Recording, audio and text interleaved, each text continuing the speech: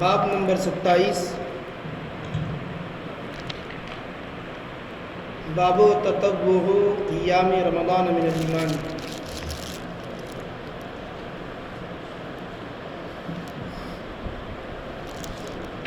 ایمان سے ہی ہے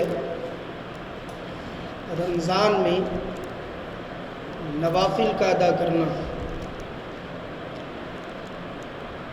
نوافل نماز رمضان کریم میں فرائض کے علاوہ ادا کرنا، یہ بھی ایمان ہی سے ہے، ایمان کی علامتوں میں سے ہے، یا ایمان کو قوت دینے والی اشیاء میں سے۔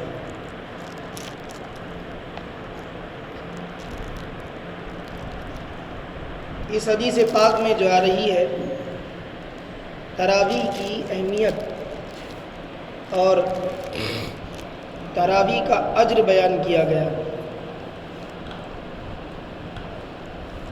کیونکہ تراویح سنت مؤکدہ ہے، وہ بھی نوافل میں ہی آتی ہے۔ سنت مؤکدہ، سنت غیر مؤکدہ جو سنتیں ہیں ان کو تطوع کہتے ہیں عربی زبان میں، اور ائمہ کرام نوافل میں شمار کرتے ہیں، گرچہ یہ مؤکد ہے وہ غیر مؤکد ہے، لیکن کبھی کبھی فقہا علماء نوافل لفظ سے سنتوں کو بھی بیان کرتے ہیں، اور عربی زبان میں تطوع سے فرض اور واجب کے علاوہ جو عبادات ہیں اس کو تطوع کہا جاتا ہے، فرض اور واجب کے علاوہ۔ ظاہر سی بات ہے فرض اور واجب کے علاوہ جو نماز ہے رمضان میں وہ ہے تراویح۔ تو حدیث میں ہے، حدیث نمبر 37 ہے، حدثنا اسماعیل قال حدثني مالک عن ابن شہاب عن حمید بن عبد الرحمن عن ابی ہریرہ رضی اللہ تعالی عنہ ان رسول اللہ صلی اللہ علیہ وسلم قال من قام رمضان ایمانا و احتسابا غفر له ما تقدم من ذنبه۔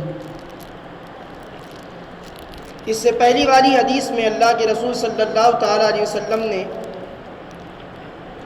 رمضان کریم کے روزے کے متعلق فرمایا تھا کہ جو بھی شخص رمضان میں روزہ رکھے ایمان کے سلامتی کے ساتھ اور ثواب کی نیت سے، تو اللہ اس کے پچھلے گناہ، ماضی کے گناہ معاف فرما دیتا ہے۔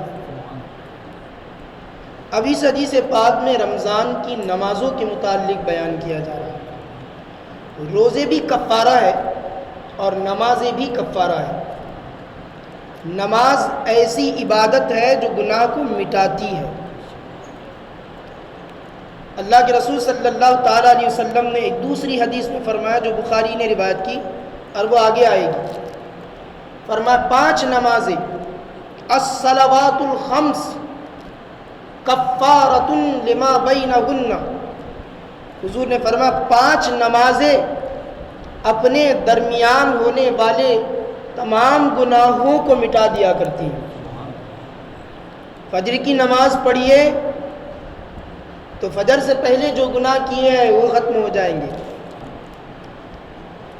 ظہر پڑھیے تو فجر و ظہر کے بیچ جو نمازوں کے بیچ گناہ کیے وہ ختم ہو جائیں گے۔ ظہر کے بعد عصر پڑھیے تو ظہر اور عصر کے بیچ جو گناہ کیے وہ ختم ہو جائیں گے، اور مغرب پڑھیے تو مغرب اور عصر کے بیچ میں جو گناہ ہوئے وہ ختم ہو جائیں گے۔ عشاء پڑھیے تو عشاء اپنے سے پہلے والے گناہ کو مٹا دے گی اور اس کا کفارہ ہو۔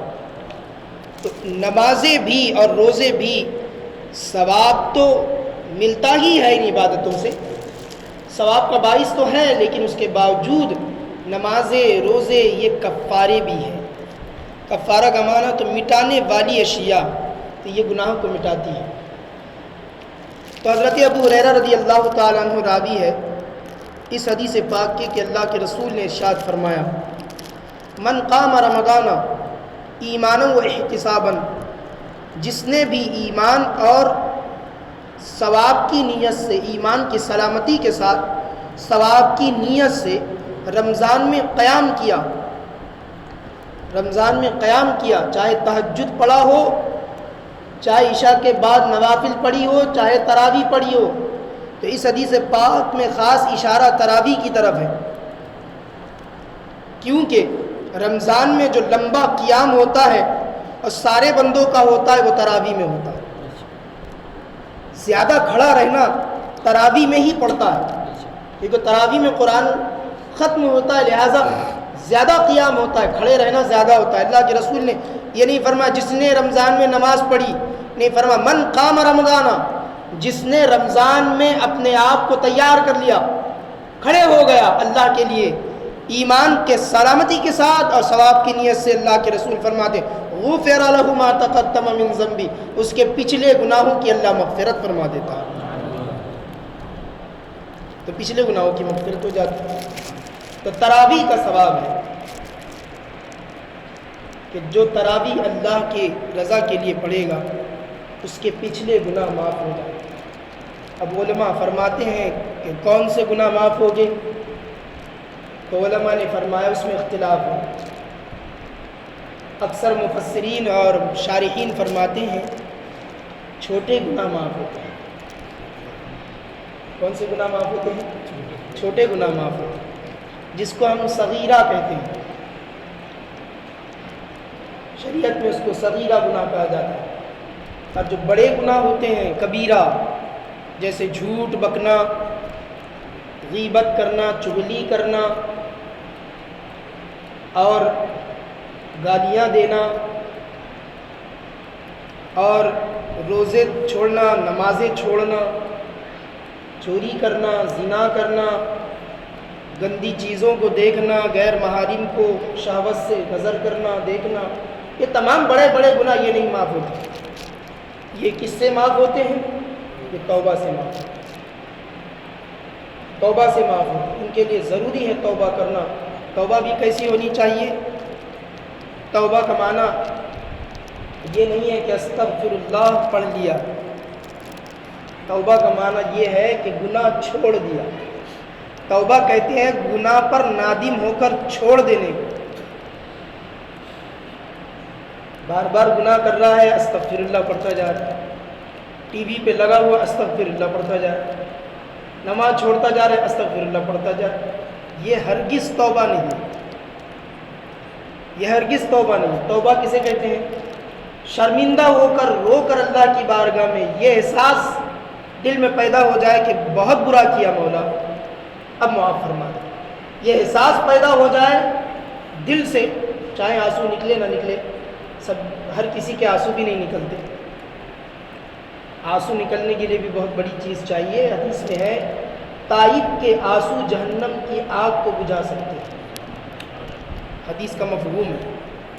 حدیث میں تائب کے آنسو، تائب کے آنسو یعنی جو سچی توبہ کر لے اپنے تمام گناہوں سے اور وہ روئے اپنے گناہوں پر، تو وہ تائب ہے، توبہ کر رہا ہے۔ توبہ کرنے والے کے جو آنسو ہے وہ جہنم کی آگ بجھا دیتے ہیں۔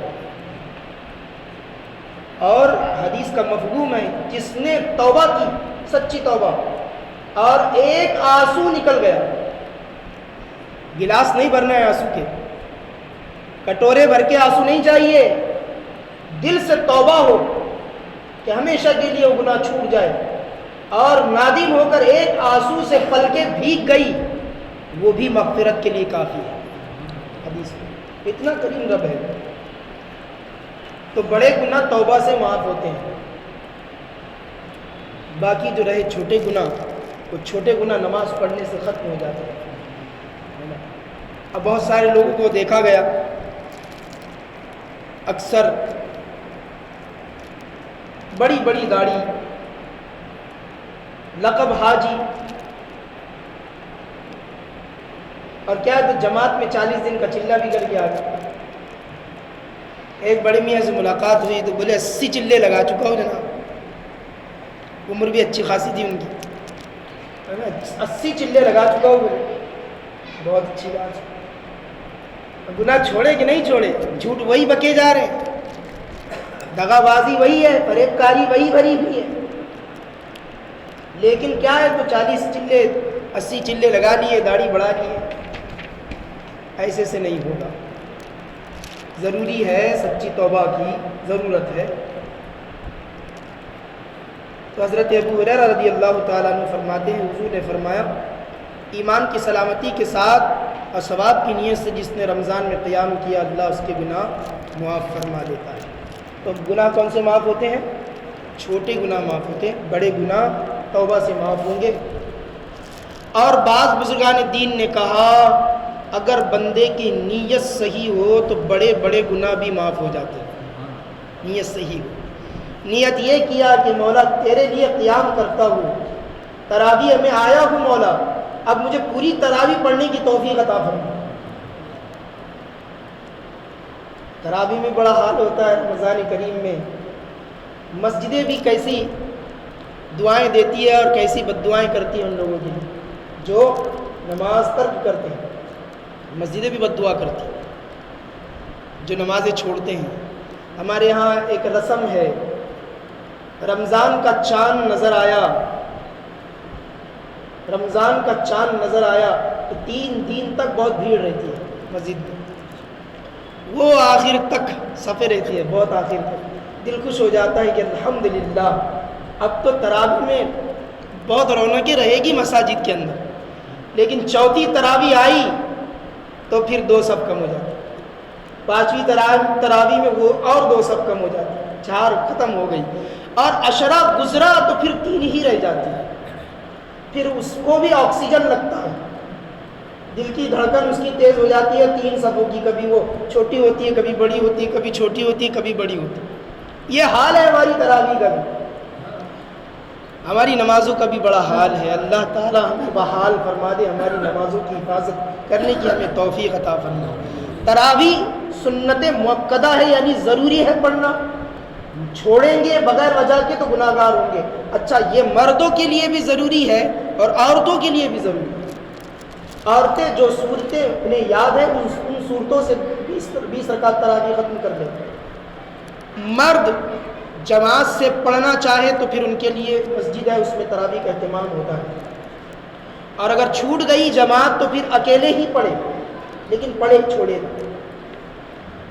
تراویح سنت مؤکدہ ہے، مؤکدہ سنت مؤکدہ وہ سنت ہے کہ جس کے ترک پر عتاب ہوتا ہے، گناہ ہوتا ہے، ناجائز ہے اس کا چھوڑ بغیر عذر کے۔ اس لیے تراویح پڑھنا چاہیے، اور عورتوں کو بھی تلقین و تنبیہ کرنی چاہیے کہ وہ بھی پڑھے، عورتوں کو بھی تلقین کرنی چاہیے۔ اب ان کے لیے یہ ہے کہ جو بھی صورتیں یاد ہو جائے وہ پڑھ لیں، اگر ایک سورہ آتی ہے ایک ہی سورہ سے پوری تراویح پڑھ لیں، لیکن پڑھے، مزید یاد کرنے کی کوشش کرتے رہے سب لوگ، لیکن جیسے بھی ہے پڑھے، نماز چھوڑے نہ۔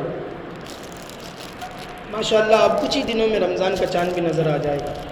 اللہ تبارک و تعالی ہمیں رمضان کی تیاری کی توفیق عطا فرمائے۔ حدیث صحیح میں ہے کہ حضور شعبان سے رمضان کی تیاری کرتے ہیں۔ اب مجھے ایک بات بتائیے، حضور کو کیا ضرورت؟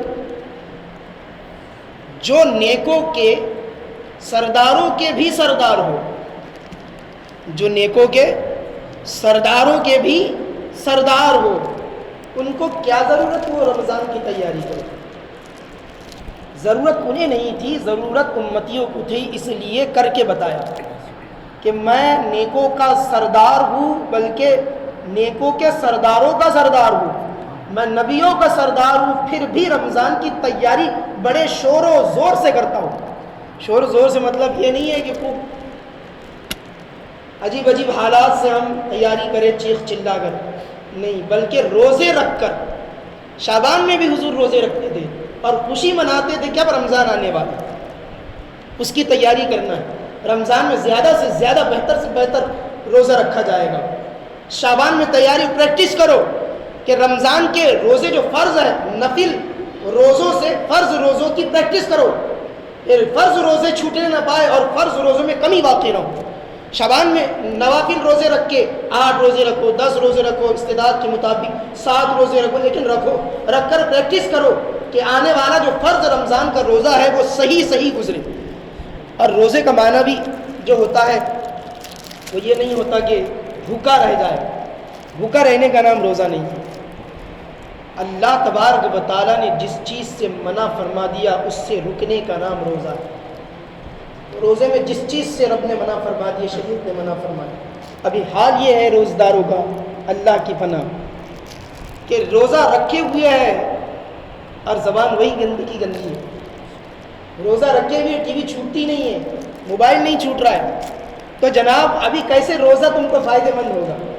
کسی بزرگ سے کسی نے پوچھا کہ میرے روزے قبول ہوئے یا نہیں؟ پورا رمضان میں نے روزے رکھ لیے, میں نے عبادتیں کی, میں نے شب قدر میں جاگ کر اپنے پوری راتیں نکالی, مصروفیت رہی, اوراد و وظائف کرتا رہا, درود پڑھا, اور بھی بہت ساری چیزیں قرآن کی تلاوت کی میں نے کرتا رہا. اب رمضان تو چلے گئے, کیسے سمجھوں کہ روزے قبول ہوئے یا نہیں؟ کیسے سمجھوں میرا رمضان مقبول ہوا کہ نہیں؟ یہ مجھے کیسے سمجھ میں آئے گا؟ تو بزرگ نے کہا رمضان کے بعد تیری حالت کیسی ہے؟ رمضان کے بعد حالت کیسی ہے؟ رمضان میں تو تقویٰ تھا, کیا رمضان کے بعد تقویٰ بڑھا یا ایسے ہی ہے جیسے رمضان سے پہلے تھا؟ رمضان سے پہلے جو گناہ کرتا تھا رمضان کے بعد چھوڑا کہ نہیں چھوڑا؟ رمضان سے پہلے نمازیں چھوڑتا تھا, اب وہ عادت ترک کی کہ نہیں کی؟ ابھی برابر نماز پڑھتا ہے کہ نہیں پڑھتا؟ کہا کہ وہ تو حالت جیسی کی ویسی ہے, رمضان سے جو پہلے حالت تھی وہ بھی ایسی ہے. فرمایا تیرے روزے قبول نہیں ہوئے, کیونکہ عبادت رمضان کے روزوں کے قبول ہونے کی بڑی علامت ہے کہ رمضان سے پہلے جو حالت تھی رمضان کے بعد سدھر جائے تو سمجھ لینا اللہ نے قبول فرما لیا. سدھر جائے, رمضان سے پہلے بے نمازی تھا, 4 پڑھتا تھا, 3 پڑھتا تھا, جو وقت ملتا تھا پڑھتا تھا, لیکن رمضان کے بعد بڑے زور سے 5 رکعت پڑھتا ہی پڑھتا ہے, سمجھ لینا اس کا پورا رمضان اللہ نے قبول فرما دیا. یہ ایسے ہی حج کے بارے میں کسی نے پوچھا کہ حج قبول ہوا یا نہیں کیسے معلوم پڑے گا؟ تو بزرگان دین نے جواب دیا, دیکھو حج کرنے سے پہلے جو گناہ کرتے تھے حج کرنے کے بعد کر رہے ہو وہ ترک کر دیے. اگر تم نے چھوڑ دیا تو سمجھ لو حج قبول ہو گیا, اور اگر ویسے ہی کرتے رہے تو پھر کوئی عبادت قبول نہیں. اللہ تعالی ہمیں مقبول تراویح پڑھنے کی توفیق عطا فرمائے اور مقبول روزے رکھنے کی توفیق عطا فرمائے. صلی اللہ علیہ نبی المجوالہ صلی اللہ تعالی علیہ وسلم. مولا کریم رؤوف الرحیم پروردگار عالم, ہم گناہ گار سیاہ کار بدکار بندے تیری بارگاہ عالی و اقدس میں مولا عرض گزار ہیں, اپنے فضل سے ہمارے گناہ معاف فرما دے, سچی توبہ کی توفیق عطا فرما, ایمان کا کمال عطا فرما, اسی پہ زندگی اور موت عطا فرما. اے اللہ رمضان تک ہمیں پہنچا اور بخوبی رمضان کے روزے رکھنے اور بہتر سے بہتر عبادت کرنے کی توفیق عطا فرما.